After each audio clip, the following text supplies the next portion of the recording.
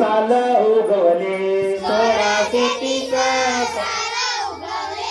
उजेडात आले भोसले घराणे शिवाई देवीने वरदान दिले निजाई पोटी बाळ जन्मले जो बाळा जो जो रे जो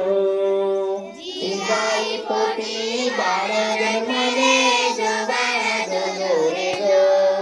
निजाई पोटी बाळ जन्मले जो बाळा जो जो रे जो